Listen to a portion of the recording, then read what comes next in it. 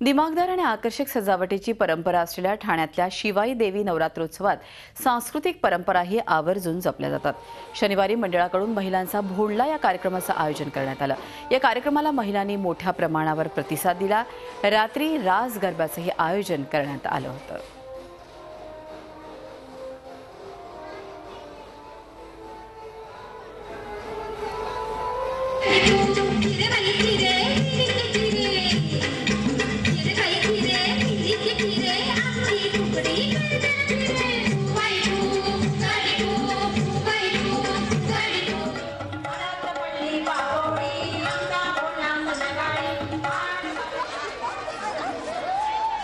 तुमची इच्छा असेल तर तुम्ही सुद्धा या पटांगणात येऊ।